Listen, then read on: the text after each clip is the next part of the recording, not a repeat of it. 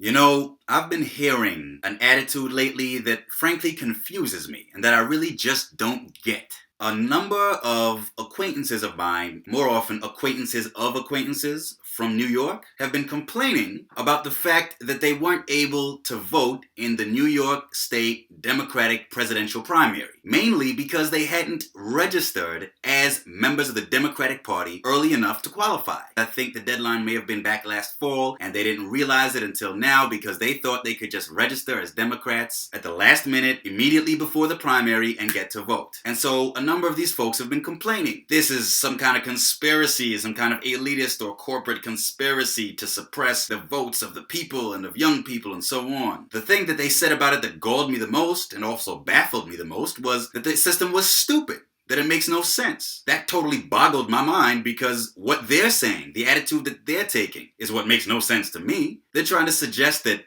just any old body should be able to vote in a political party's primary. They're endorsing the system of open primaries in which one needn't necessarily be a member of a party, a bona fide card-carrying member, in order to vote in that party's presidential primaries. Well, I, for one, beg to differ. Ladies and gentlemen, it makes perfect sense that you should have to be a card-carrying member of the party in order to play a role, in order to have any right to play a role in choosing that party's presidential nominee, or in nominating any candidate for any public office from that party, for that matter.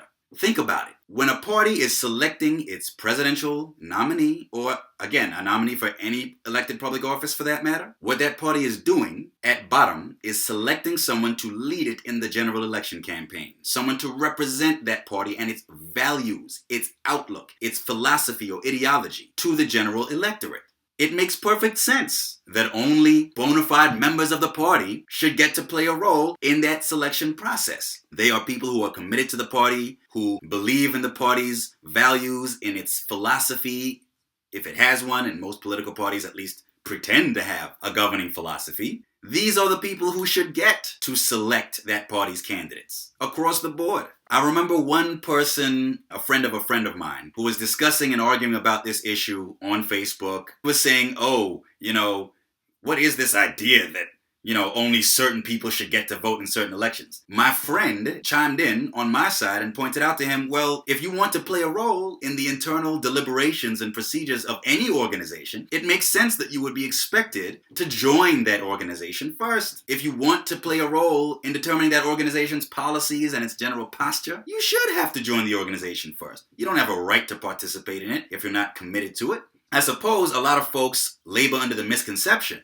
that since citizens in general can vote in the general election, they should be able to vote in the primaries as well. But that doesn't make any sense. After all, the right to vote is not universally available even in the general election. In order to vote in the general election, you have to be a U.S. citizen. I think in most states, or at least many states, you can't have a criminal record. Obviously, undocumented immigrants are excluded from the voting franchise. People who might only be in the country temporarily on work visas, like I used to be, are excluded from the voting franchise. Permanent residents are excluded from it, if I'm not mistaken. You have to be a member of the community or the organization that will be represented by the winner of the election in order to play a role in that election. In the general election, in order to vote for different candidates for President of the United States, you need to be a full-fledged member of American society. It's not as if anyone in the world can vote in American presidential elections. You have to be a U.S. citizen, right? Part of the reason is that when you're voting for a presidential candidate, you are voting for someone to, among other things, represent the United States of America as a whole on the world stage. So it makes sense that you should have to be an American in order to have the right to help choose which candidate is going to represent the country in that way. In order to vote for senator from a certain state or a member of Congress from a certain congressional district, or in order to vote for the governor of a certain state, you have to come from either that state or that congressional district.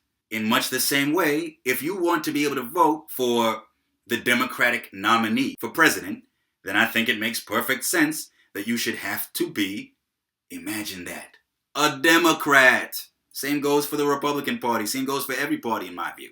Now, I've heard an interesting theory. One friend of mine pointed out that one potential benefit of that approach is that way more moderate, independent voters can participate in the party's primaries and thus make it less likely that more extreme, highly ideological, and partisan candidates will win the party's nomination. I suppose there's something to that argument. It's an interesting pragmatic or prudential argument for open primaries, but at the end of the day, I think that it's ultimately defeated or superseded by the argument from principle. You should have to show a certain commitment to the party and its ideals in order to get to participate in the process by which that party determines who is going to represent it to the general public, to the American people at large. Now, one particular complaint that a lot of my friends' friends in New York State have had is that the deadline for registering as a Democrat, or I guess with either party, was too long ago. It was too far in advance of the actual primary vote. I don't have any sympathy for them on that score either. Once again, you should have to show a certain level of commitment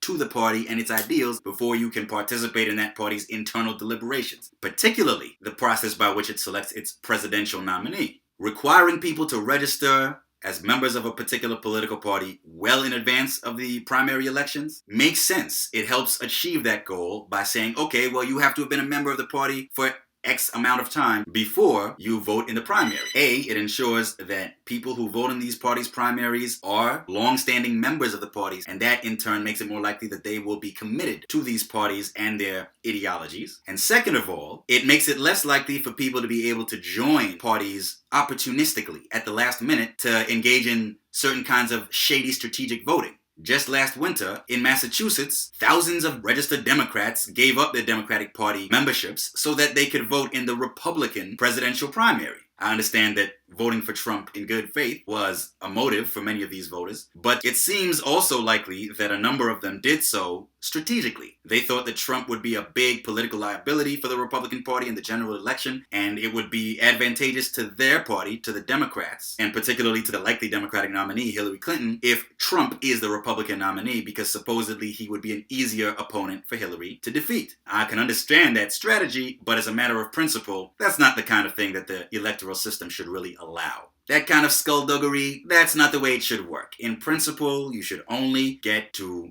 participate in the choice of a party's representatives and nominees if you really are a member in good standing of that party. Face it, folks, that's the system that makes the most sense. If you don't like it, then you might want to consider throwing in your lot with a particular political party well in advance of future elections and participate. Get involved with the political process. So many people seem to think that voting is the only way, or the main way, or the most important way to participate in the political process. Nothing could be further from the truth. Participate in internal party deliberations, caucus meetings, whatever. Work with party activists. There are any number of ways to get involved in the democratic process. It's not just a matter of going to the polls on election day every 2 or 4 years and marking X in a little circle, or dimpling a Chad, or whatever system your district has. So get with the program, ladies and gentlemen, particularly young Americans from states like New York that don't allow wide open primaries. The system, or at least this particular aspect of it, actually does make sense. So get with it and stop your whining.